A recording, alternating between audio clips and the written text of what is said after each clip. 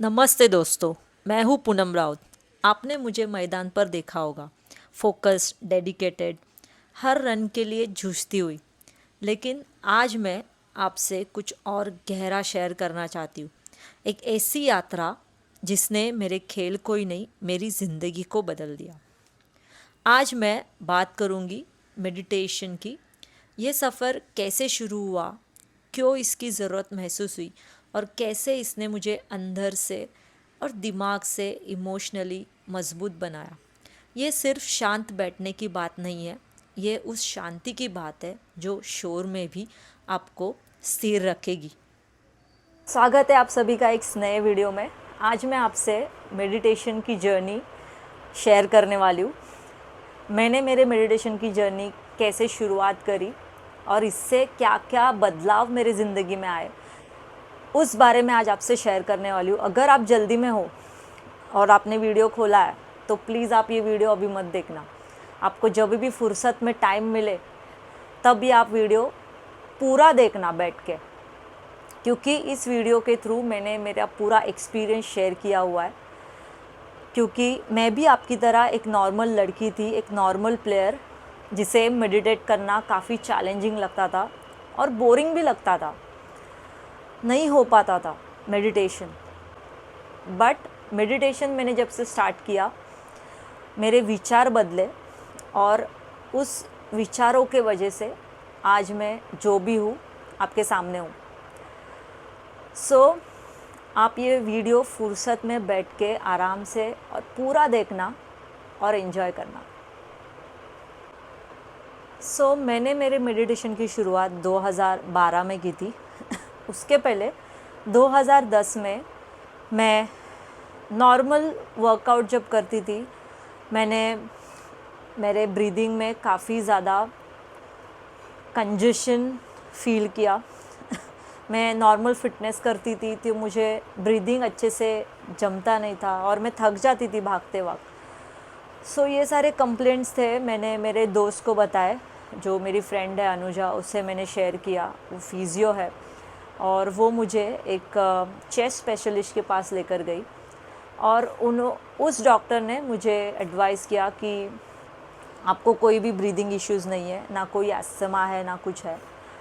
बस आपको एक सैल्बाटामॉल जो पंप आता है वो आपको लेना है और उससे आपको कोई तकलीफ़ नहीं होगी और आपको बस एक बार लेना है तो आपको अच्छा लगेगा। रोज़ एक बार पंप लेना है। ऐसे करते करते कुछ दिन मैंने यूज़ किया, बट उसके बाद ऐसे लगने लग गया कि यार इस एज में, यंग एज में, मुझे इस मेडिसिन के साथ नहीं रहना है और मुझे इसकी आदत नहीं लगानी है। मुझे ये मेडिसिन छोड़ के कुछ दूसरा ऑप्शन ढूंढना पड़ेगा जिससे मुझे अच्छा लगे। और क्या हुआ, 2000 ये प्रॉब्लम ऐसे ही चालू थी और मैं वो फेस कर रही थी प्रॉब्लम, ब्रीदिंग इश्यूज़ फेस कर रही थी। बट उस दौरान हम लोग चाइना गए एशिया कप खेलने और वहाँ पर मेरी दोस्त सुनीता, जो कि नीचे बैठ के एक दिन साधना क्रिया कर रही थी, कुछ ब्रीदिंग एक्सरसाइजेस कर रही थी।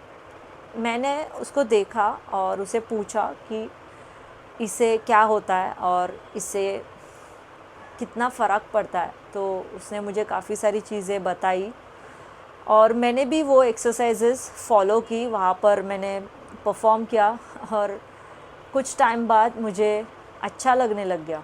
जो कंजेशन मुझे फ़ील होता था ब्रीदिंग में, वो कहीं ना कहीं निकल गई थी और एक स्मूथनेस मेरे ब्रीदिंग में मुझे फ़ील हो रहा था और मुझे अच्छा लगने लग गया उसके बाद। और मुझे ऐसे लगा कि उसके बाद मैंने ये जर्नी कंटिन्यू करनी चाहिए। बट मुझे ब्रीदिंग एक्सरसाइजेस के बारे में कुछ भी आइडिया नहीं था, योगा के बारे में कुछ भी पता नहीं था। मुझे ऐसे लगता था कि मुझे किसी ने सिखाना चाहिए कैसे करना है, क्या करना है। तो जब हम वापस इंडिया गए, मेरे घर पे एक बुक पड़ी थी जो कि पूरी योगा की बुक थी। उसमें हर एक एक्सरसाइज डिटेल में सिखाई थी। Breathing exercises step by step कैसे करने हैं वो बताए थे और एग्जैक्टली मुझे वही चाहिए था। और मैंने वो बुक पढ़ी और हर एक एक्सरसाइजेस को प्रैक्टिस करना शुरू किया और रोज़ प्रैक्टिस करते करते मुझे इतना अच्छा लगने लग गया, वो एक्सपीरियंस कुछ अलग ही था। उसके बाद मेरी जो ब्रीदिंग प्रॉब्लम थी वो पूरी ख़त्म हो गई। ब्रीदिंग एक्सरसाइज को लेकर मेरा पहला एक्सपीरियंस बहुत ही बढ़िया था। इसमें मैंने कपालभाति, अनुलोम विलोम, भ्रामरी, चैंटिंग ओम और बहुत सारी एक्सरसाइजेस थी जो मैंने प्रैक्टिस में लाई। मेरे डेली लाइफ में मैंने प्रैक्टिस शुरू की और इससे मुझे बहुत ज़्यादा फ़र्क पड़ा। मेरी ब्रीदिंग प्रॉब्लम ऑलमोस्ट ख़त्म हो गई थी। मुझे कोई भी अभी मेडिसिन की ज़रूरत नहीं पड़ रही थी और उससे मुझे काफ़ी बदलाव मेरे अपने आप में दिखाई दे रहे थे। सो बहुत अच्छा लगा उसके बाद। और उसके बाद मेरे बॉडी में जो भी बदलाव आए वो मैं अभी आपसे शेयर करूँगी। ब्रीदिंग एक्सरसाइजेस से मेरे शरीर में काफ़ी ज़्यादा बदलाव आए और अगर आप ये प्रैक्टिस स्टार्ट करोगे तो आप में क्या क्या बदलाव आएंगे वो मैं आपसे अभी शेयर करूँगी। सबसे पहली चीज़, आपका पैरासिम्पैथेटिक नर्वस सिस्टम एक्टिव हो जाता है, जो कि शरीर का वो हिस्सा है वो आपको शांत कर देता है, जो कि सिर्फ मेडिटेशन और ब्रीदिंग एक्सरसाइजेस से ही होता है। सो मेडिटेशन आपके तनाव को कम कर देता है और आपके शरीर को एक आराम की स्थिति में लेके जाता है। सेकंड चीज़ जो कि है, ये प्रोसेस आपके स्ट्रेस हार्मोन को कम कर देता है, जो है कॉर्टिज़ोल। जब भी आप ब्रीदिंग एक्सरसाइजेस करते हो तो आपका शरीर आपके ब्रेन को एक सिग्नल पहुंचाता है, जो है आप सुरक्षित हो। ये भावना आपका शरीर आपके ब्रेन तक पहुंचाता है और इससे आपके स्ट्रेस लेवल और एंजाइटी को कम करने में मदद होती है। तीसरी चीज़, स्लो इंटेंशनल ब्रीदिंग प्रोसेस से आपके ब्रेन को पूरा ऑक्सीजन मिल जाता है और इससे क्या होता है, आपके थॉट्स में क्लैरिटी आ जाती है और वो चीज़ आपको शांति से रिएक्ट करने के लिए मजबूर करती है। चौथी चीज़, स्लो इंटेंशनल ब्रीदिंग प्रोसेस से आपका इमोशनल अवेयरनेस बढ़ जाता है, जो कि आपको प्रेजेंट मोमेंट में रहने की और सोचने की ताकत देता है। इस प्रोसेस से आपके माइंड पर, आपके थॉट्स पर कंट्रोल आ जाता है और आपके इमोशंस को लेकर आप और भी ज़्यादा अवेयर हो जाते हो रैदर दैन थिंकिंग इम्पल्सिवली। सो पांचवी चीज़, इससे आपको फिज़िकल बेनिफिट्स भी ज़्यादा होंगे। आपके लंग्स एफिशिएंटली फंक्शन करेंगे और इससे आपका ऑक्सीजन इंटेक भी बढ़ाएगा। अगर आप कोई लॉन्ग ड्यूरेशन गेम खेल रहे हो, क्रिकेट, फुटबॉल, हॉकी, ऐसे गेम खेलते हो, तो आपको ये चीज़ एंड्योरेंस बढ़ाने में काफ़ी ज़्यादा मदद करेगी। स्लो और काम ब्रीदिंग से आपका हार्ट बीट स्लो हो जाता है और उससे आपका ब्लड सर्कुलेशन भी प्रॉपर होने लगता है। स्लो और काम ब्रीदिंग से आपके मसल्स अपने आप रिलैक्स होने लगते हैं, स्पेशली आपका नेक, आपके शोल्डर, आपका बैक, और आपको बहुत ज़्यादा रिलैक्स फील होगा। ब्रीदिंग एक्सरसाइजेस से मेरे थॉट्स पर बहुत ज़्यादा कंट्रोल आ गया है और इस क्रिया के वजह से मैं नेगेटिव थॉट से दूर जाने लग गई। मेरे विचार पॉजिटिव थॉट से रिप्लेस होने लग गए। एंड बिलीव मी, ये प्रैक्टिस मैंने 6 महीने तक कंसिस्टेंटली की है और उसके बाद मुझे ये कंट्रोल अपने आप पर मिला है। मैं अभी मेरे थॉट्स को कंट्रोल कर सकती हूँ। मैं कैसे भी कुछ भी चीज़ें कभी भी नहीं करती। मेरा जो टाइमिंग है, मेरे जो गोल्स है, मैंने जैसे डिसाइड किया है वैसे ही अलाइन होते जाते हैं, बिकॉज़ मेरे थिंकिंग पर, मेरे थॉट्स पर अभी पूरा कंट्रोल आ गया है। मैंने कई ज़्यादा प्लेयर्स को देखा है, जब भी वो कोई भी नेगेटिव चीज़ें एक्सपीरियंस करते हैं, कोई भी फेलियर एक्सपीरियंस करते हैं, तो वो उसी के बारे में सोचते रहते हैं और वो इतना सोचते हैं, वो एक नेगेटिव रास्ते पर ही चले जाते हैं। सो ऐसा नहीं है कि मुझे नेगेटिव थॉट्स नहीं आते, मुझे डाउन फील नहीं होता, मुझे भी सब कुछ होता है, बट मैं उस टाइम में से जल्दी से बाहर आ जाती हूँ और मैं पॉजिटिव सोचने लगती हूँ। उसके पीछे का फियर जो है, जो मैं फ़ील करती हूँ, वो क्यों हो रहा है, उस सिचुएशन में मैं सोचती हूँ और उस पर मैं काम करती हूँ। सो इस तरीके से मेरा एक्सपीरियंस अभी तक का रहा है ब्रीदिंग एक्सरसाइज करने की वजह से। सो मेडिटेशन स्टार्ट करने के लिए आपको जो मुश्किलें आने वाली है, मैं उस पर अभी बात करूँगी। तो सबसे पहले जो डिफ़िकल्टी आने वाली है, इस क्रिया को आपको आदत में लाना, जो कि सबसे मुश्किल होने वाला है। आज की जनरेशन मेंटल हेल्थ को बहुत ज़्यादा अंडररेट करती है। अपने डेली लाइफ में भी हम जब ज़िंदगी जीते हैं तो बहुत ज़्यादा छोटे छोटे चैलेंजेस हम रोज़ फेस करते हैं। हम उस चीज़ों को लेकर रोज़ कंप्लेन करते रहते हैं। सो जब भी आपको मेडिटेशन की आदत लगानी है, वो कहते हैं ना कि कोई भी एक अच्छी क्वालिटी को हैबिट में लाना है तो 21 डेज़ आपको प्रैक्टिस करना पड़ता है और उसके बाद आपको उसकी आदत लग जाती है। और ये चीज़ फैक्ट है। आपको मेडिटेशन के लिए एक टाइम फिक्स करना होगा।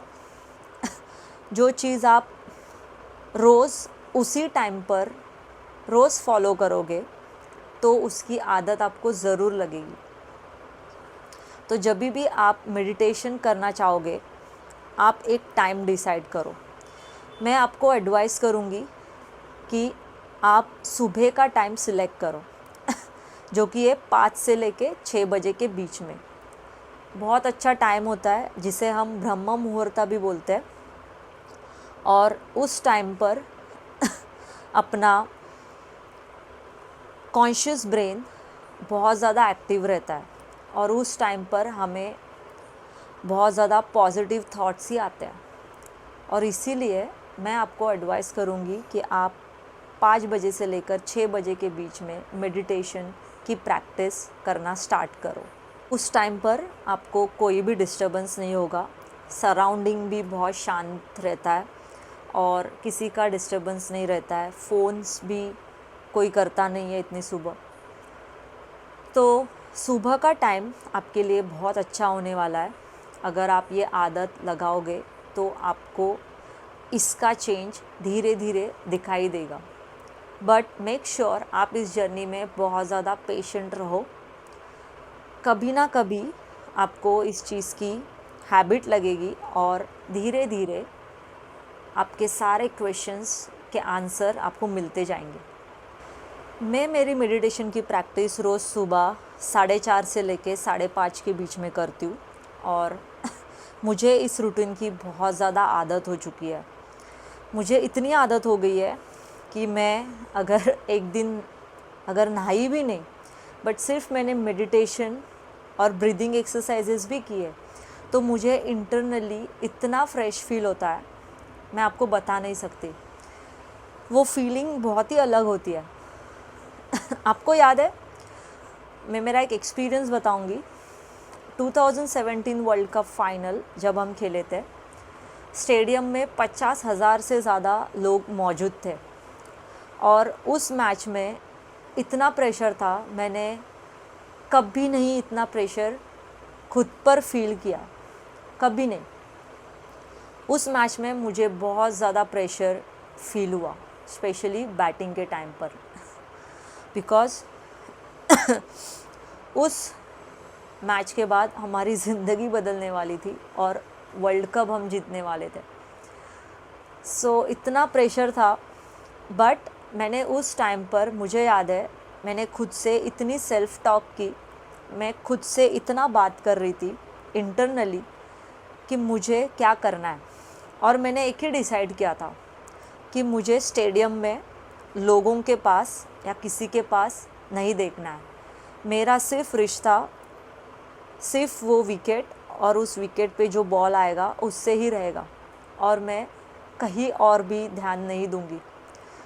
और मैंने वही किया जो मुझे करना था और उसके रिज़ल्ट्स भी मुझे मिले। वो मैच बहुत अच्छा था हमने बहुत फाइट की, बट इन दी एंड वो रिज़ल्ट हमारे तरफ नहीं गया. It's part and parcel of the game. But मैंने जो फील किया उस दिन वो बहुत ही ज़्यादा स्पेशल था. जो मैंने सोचा था और मैंने वही किया.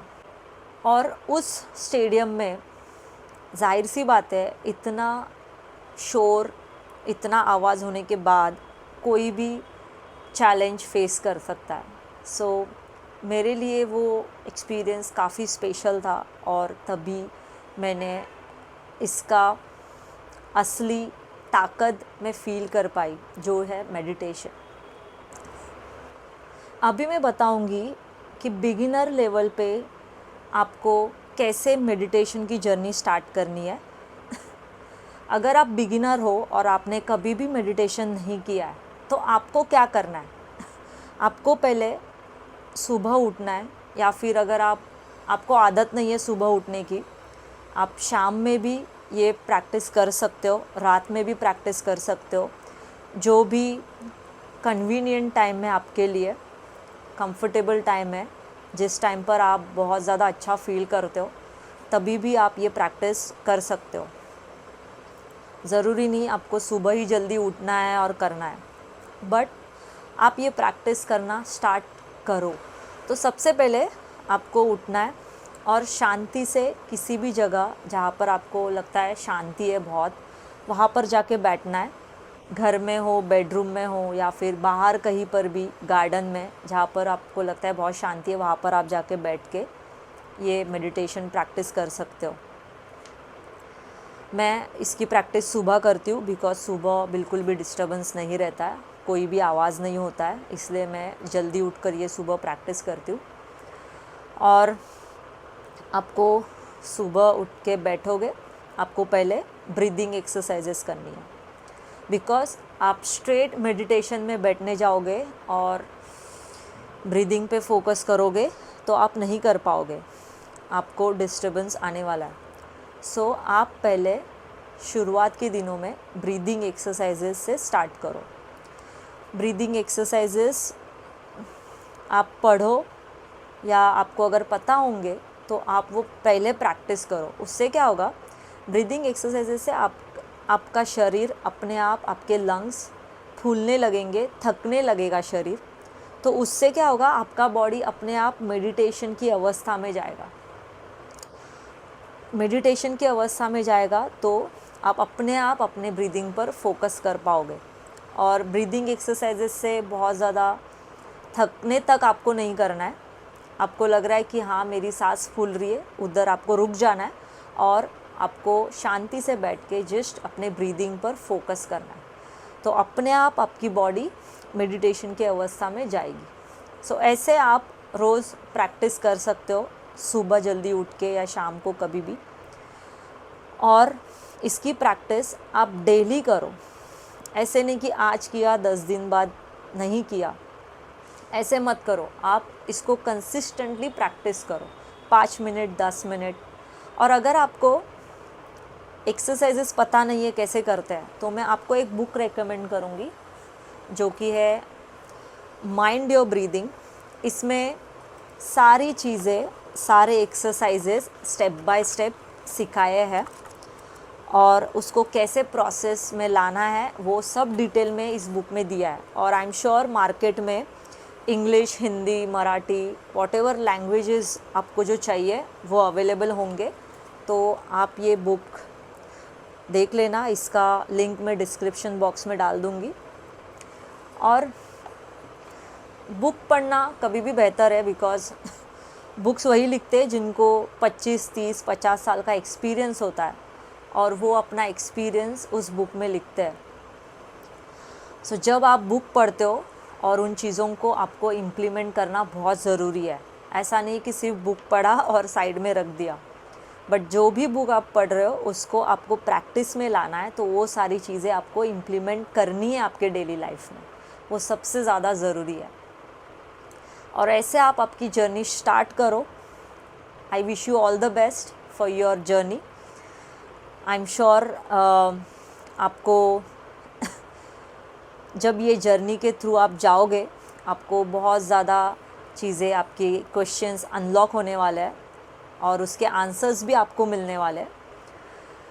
सो अगर आपको फिर भी लगता है तो आप मुझे कमेंट बॉक्स में लिख सकते हो, आपके जो भी क्वेश्चंस है आप उसमें डाल सकते हो, मैं उस पर ज़रूर रिस्पॉन्ड करूँगी।